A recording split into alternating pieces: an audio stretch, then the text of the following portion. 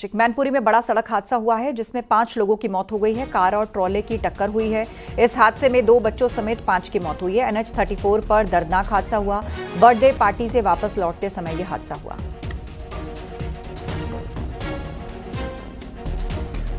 देवेंद्र चौहान से इस पर अपडेट लेते हैं। जी देवेंद्र, क्या अपडेट आपके पास? मैनपुरी के बेवर इलाके में एक दुर्घटना हुई है जिसमें ट्रक ने टक्कर मार दी है। कार में स्विफ्ट गाड़ी थी और ये एक कार्यक्रम से लौट रहे, बर्थडे पार्टी से लौट रहे थे। उस समय शिवराम इनको जाना था, उसी समय ये हादसा हुआ। इसमें एक ही परिवार के 5 लोगों की मौत हो गई है। हालांकि एक अभी भी गंभीर घायल है जिसका जिला अस्पताल में इलाज चल रहा है। और ये सभी लोग एक ही कार में आ रहे थे, परिवार के ही लोग बताए जा रहे हैं। और इस पूरी घटना पर जैसे ही जानकारी मुख्यमंत्री ने इस पर दुख जताया है। साथ ही पुलिस मौके पर पहुंच गई है और पूरे मामले को छानबीन में जुटी है कि आखिर एक्सीडेंट कैसे हुआ। वहीं जो घायल है उसका इलाज अस्पताल में कराया जा रहा है। जी, बहुत बहुत शुक्रिया। आप नजर बनाए रखिए, आगे भी हम आपसे अपडेट लेंगे देवेंद्र।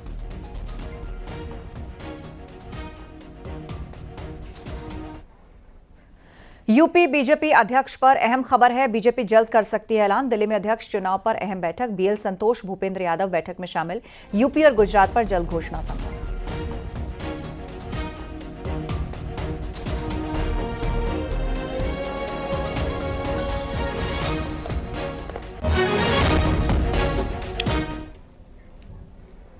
मौलाना साजिद रशीदी के साथ मारपीट के मामले को लेकर मुस्लिम समाज में गुस्सा दिख रहा है। इसे लेकर मौलाना शहाबुद्दीन ने तीखी प्रतिक्रिया दी और कहा कि अखिलेश यादव और डिंपल यादव वक्त रहते माफी मांग ले, वरना 27 के चुनाव में उन्हें खामियाजा भुगतना होगा।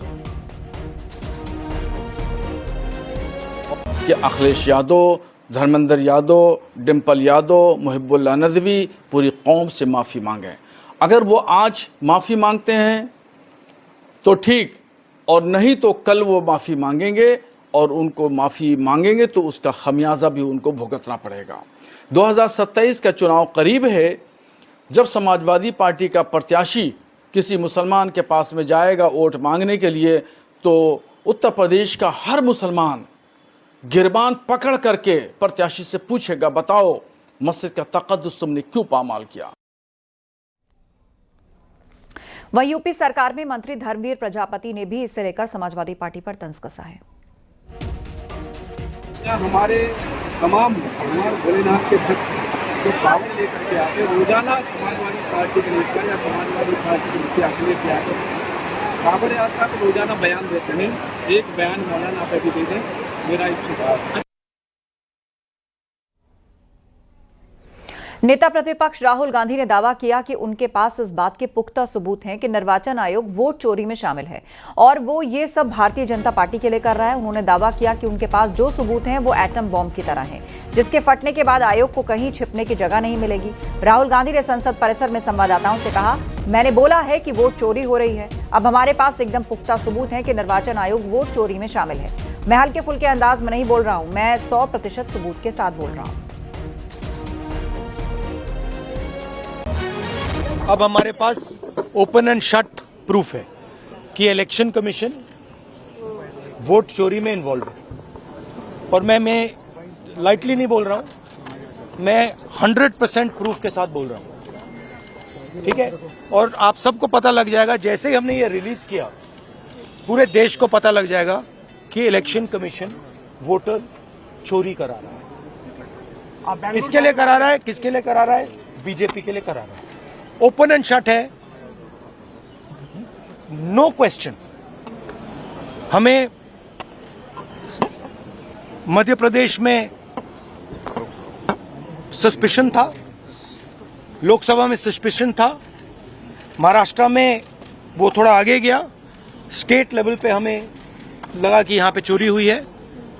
वोटर एडिशन हुआ था, 1 करोड़ वोटर्स ऐड हुए थे। फिर हम थोड़ा डिटेल में गए, हमने कहा देखो अब इलेक्शन कमीशन तो मदद नहीं कर रहा है, तो थोड़ी ग्रैन्युलैरिटी में जाना है, गहराई में जाना है। तो हमने अपना ही इन्वेस्टिगेशन करवाया, उसमें 6 महीने लगे और जो हमें मिला है वो एटम बॉम्ब है। मतलब एटम बॉम्ब है, फटेगा तो आप इलेक्शन कमीशन आपको दिखेगा नहीं हिंदुस्तान में। मालेगांव ब्लास्ट केस में जहां कोर्ट ने सभी 7 आरोपियों को बरी कर दिया, वहीं महाराष्ट्र एटीएस के एक पूर्व अधिकारी के दावे से बवाल मच गया। महाराष्ट्र एटीएस के पूर्व अधिकारी महबूब मुजावर का दावा है कि उनके ऊपर मोहन भागवत की गिरफ्तारी के लिए दबाव बनाया गया था।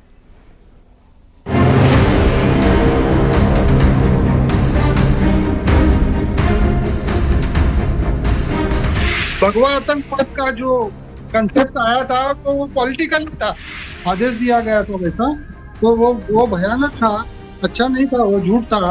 उस तपास के सिलसिले में यह भी आदेश था मेरे को कि तुम नागपुर से मोहन भागवत जी को लेके आओ। मालेगांव ब्लास्ट मामले में बड़ा पर्दाफाश, पूर्व एटीएस अधिकारी का सनसनीखेज दावा, मोहन भागवत की गिरफ्तारी की रची गई थी साजिश। मालेगांव ब्लास्ट मामले में 17 साल बाद सभी आरोपियों को बरी किए जाने के फैसले के बाद एक और सनसनीखेज खुलासा सामने आया है।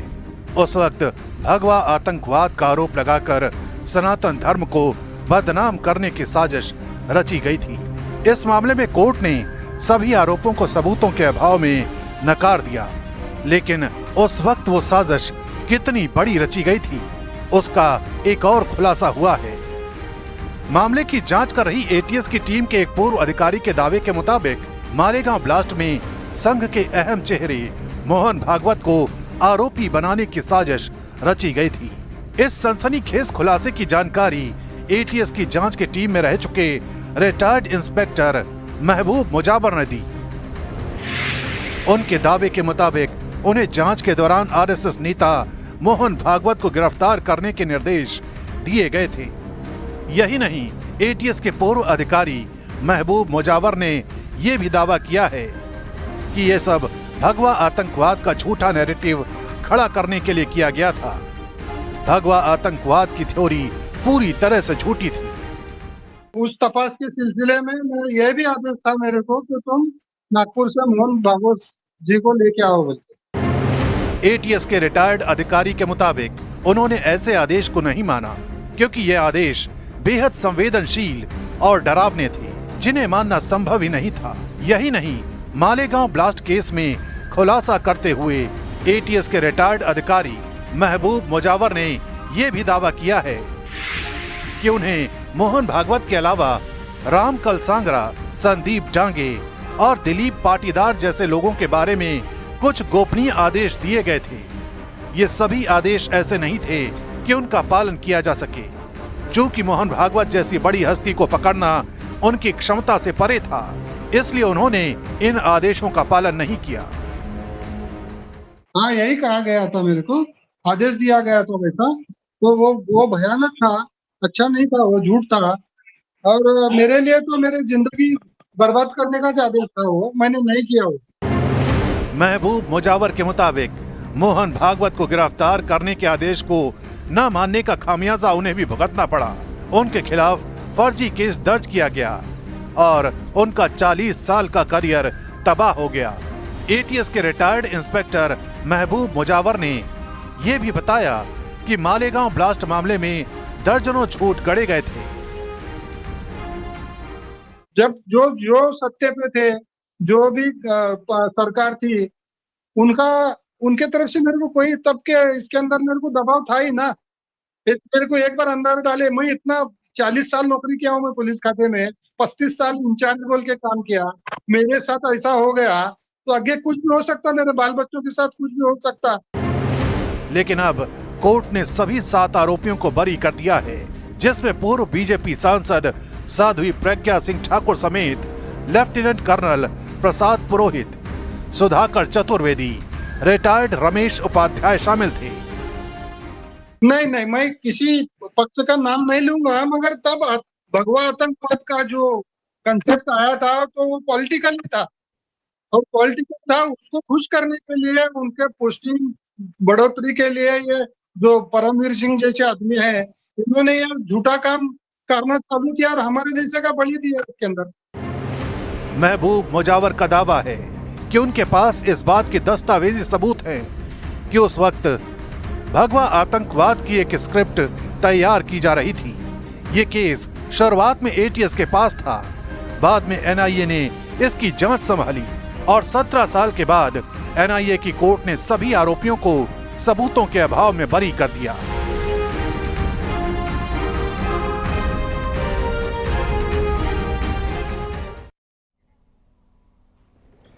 पूर्व एटीएस अधिकारी के खुलासे पर महाराष्ट्र के सीएम फडणवीस का बड़ा बयान सामने आया। उन्होंने कहा कि वोट की राजनीति के लिए कांग्रेस ने साजिश रची।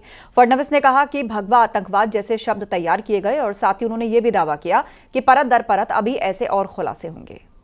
2008 का षड्यंत्र है, ये सभी के सामने अब खुल चुका है और उस समय की जो सरकार है, इस सरकार ने वोट की राजनीति के लिए हिंदू टेरर और भगवा आतंकवाद ये शब्द तैयार किए थे। आपको वो समय पता होगा कि जिस समय पूरी दुनिया में बहुत बड़े पैमाने पर आतंकवादी घटनाएं हो रही थी और एक प्रकार से इस्लामिक आतंकवाद ये दुनिया में चर्चा का विषय था और उसके चलते हमको जो वोट देने वाले लोग हैं इनमें गुस्सा निर्माण न हो या उनको ये लगे कि हम बैलेंस करते हैं, इसलिए ये हिंदू आतंकवाद की पूरी थियरी तैयार की गई, लोगों को अरेस्ट किया गया और हिंदुत्ववादी और राष्ट्रीय स्वयंसेवक संघ के अधिकारी पदाधिकारी इनको टारगेट करने का ये षड्यंत्र था। लखनऊ में पेशी पर आए लव जिहाद और धर्म परिवर्तन कराने के आरोपी झंगूर उर्फ जलालुद्दीन का बयान सामने आया और झंगूर ने कहा है कि वो निर्दोष है, उसे फंसाया जा रहा है। दरअसल झंगूर की 5 दिनों की कस्टडी खत्म होने की ईडी की टीम उसे कोर्ट लेकर पहुंची थी और एक बार फिर से उसने खुद को बेकसूर बताया है और कहा है कि उसे फंसाया जा रहा है। मेरे खिलाफ झूठी गवाही दी गई है। पेशी पर झंगूर बोला, फंसाया जा रहा है, मेरे खिलाफ साजिश हो रही है। झंगूर की 5 दिन की कस्टडी खत्म हुई, जिसके बाद उसे पेशी पर लाया गया और उस दौरान उसने ये बात कही। हमको फंसा गया वसीउद्दीन और वसीउद्दीन, मोहम्मद अहमद और संतोष सिंह। ये तो क्यों फंसा रहे हैं आप? ये फंसा रहे हैं, पैसे के मांग कर रहे हैं 60 लाख रुपया। हम नहीं कराए कभी। आप पे तो इतने सारे आरोप लगे, सब झूठ है। ऐसा कैसे हो सकता? कुछ तो सच्चाई होगी। कुछ नहीं सच्चाई, मैंने एक नहीं कराया। मैं बेगुनाह हूँ, खिलाफ गवाही दे रहे हैं। मैं बेगुनाह हूँ। कैसे लोग इतनी गवाही क्यों दे रहे हैं आपके खिलाफ? पैसा ले करके दे रहे हैं। चलो, कौन फंसा रहा है आपको? और हमारे साथ इस समय एक्सक्लूसिवली बातचीत करने के लिए जुड़ रहे हैं एक नई रेस जो फिल्म बन गई है, उसका नाम है सैयारा। आप भी सोचेंगे अमीश देवगन प्रधानमंत्री का इंटरव्यू करते करते, गृह मंत्री का इंटरव्यू करते करते ये सैयारा फिल्म पे आप कैसे आ गए। मैं गाना इसका आपको बता देता हूं, सैयारा तू तो बदला नहीं है, मौसम जरा सा रूठा हुआ है। हालांकि दिल्ली का मौसम तो हम जान ही रहे हैं, बारिश हो रही है, मुंबई में भी बारिश हो रही है, तो बादल तो रूठे हुए नहीं हैं, लेकिन ये फिल्म सुपर डुपर हिट है, ये रेज है। और ये रेज क्यों है? क्या ये नई ऑडियंस है? क्या ये नई कहानी लिख रही है? मेरे साथ बात करने के लिए मोहित सूरी हैं, जो इस फिल्म के डायरेक्टर हैं, जो फिल्म 400 करोड़ रुपए कर रही है। यानी इकोनॉमिक्स के हिसाब से भी देखें तो 400 करोड़ रुपए एक भारी भरकम रकम है। मेरे साथ अक्षय विधानी है, यशराज फिल्म्स के सीईओ, उनका भी अभिनंदन है। तो आप दोनों का स्वागत है मेरे साथ इस चर्चा के अंदर। मोहित सूरी, पहला सवाल तो आपसे भाई, ये जो फिल्म है ये इतनी बड़ी हिट हो गई है, ऐसा क्या जादू कर दिया आप लोगों ने कि 25 साल बाद इतिहास बना है? कहो ना प्यार आई थी जब हम जवान होते थे, मैं तो अभी भी अपने आप को जवान ही मानता हूं, खैर, लेकिन जब कहो ना प्यार आई थी, जब वो सुपर डुपर हिट हुई थी, लगता है कुछ उसी तरह का है। देखिए sir, thank you very much. इतनी बड़ी कंपैरिजन करने के लिए कि आप कहो ना प्यारे से तुलना हो रही है, क्योंकि ऐसी फिल्में once in a lifetime ही होती है।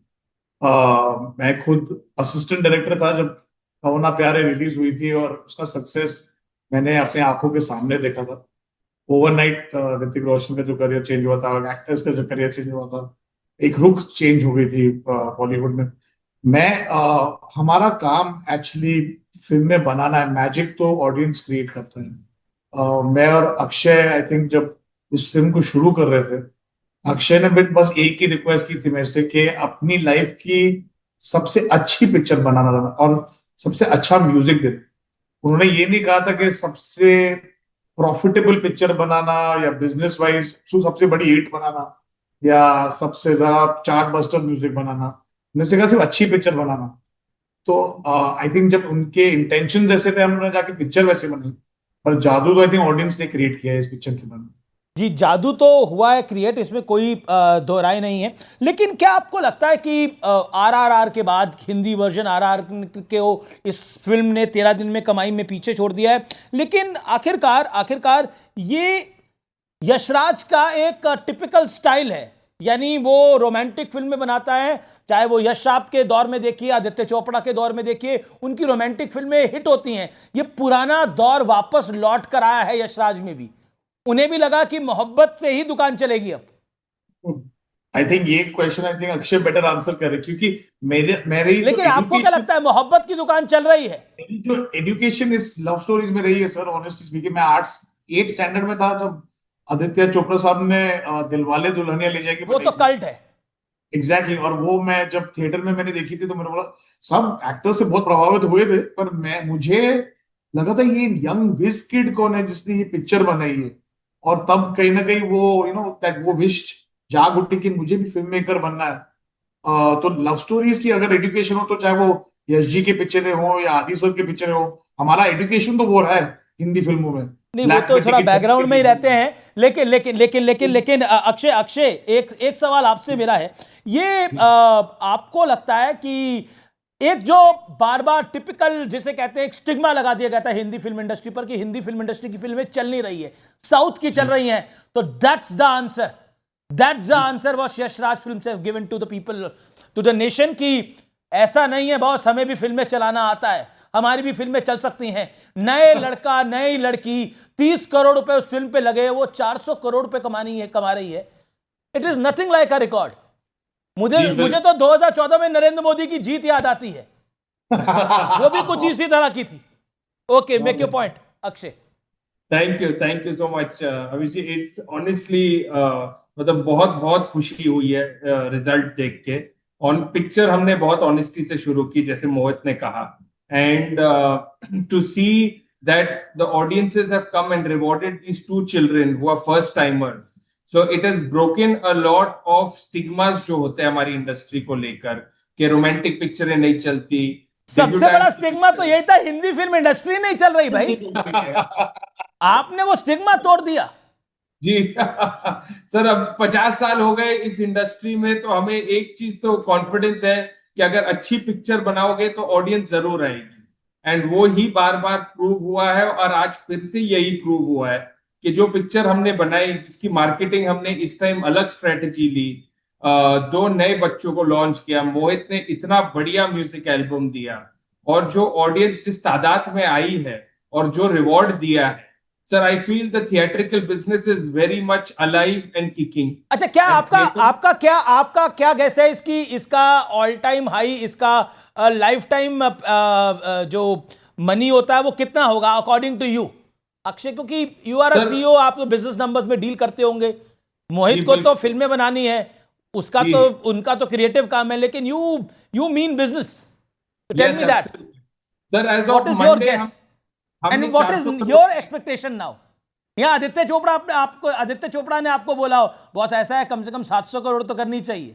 नहीं, इनफैक्ट सर ये पिक्चर ने ऑलरेडी हर एक्सपेक्टेशन को क्रॉस कर दिया है। ऐसी कोई मीटिंग नहीं थी प्री रिलीज जहां मैं अगर होता और आपको बोल सकूं कि हमने ये नंबर प्रोजेक्ट किया था। तो ऑनेस्टली ये तो एक ब्लेसिंग आई है हमारी लाइफ में। एंड अगर मुझे आज प्रोजेक्ट करने को कहा जाए, हम 400 मंडे को बीट कर चुके हैं, होपफुली नेक्स्ट वीक तक हम 500 बीट कर देंगे, और फिर उसके आगे सर ऊपर वाले के हाथ में है और ऑडियंस के हाथ में है। आप दोनों का बहुत बहुत धन्यवाद, और आप सब दोनों को बहुत बहुत शुभकामनाएं एक ऐसी फिल्म लाने के लिए हिंदी फिल्म इंडस्ट्री के अंदर जिसने जवाब दिया है अपने तरीके से पोस्ट कोविड। आई थिंक ये बहुत बड़ी फिल्म है, इसमें कोई दो राय नहीं है। Thank you so much sir, thank you so much, pleasure having you, thank you so much Akshay, thank you so much Mohit Suri. तो ये थे मोहित सूरी, कल्ट फिल्म जो कि रेज है उसके सैयारा के डायरेक्टर। उन्होंने अपनी एक कहानी शेयर करी। आप देखेंगे हम अक्सर पॉलिटिकल चीजें नहीं करते, कुछ नॉन पॉलिटिकल भी करते हैं। तो फिलहाल आज के लिए इतना ही, आपको मेरा नमस्कार, गुड नाइट। आप देख रहे हैं न्यूज़ 18 उत्तर प्रदेश उत्तराखंड।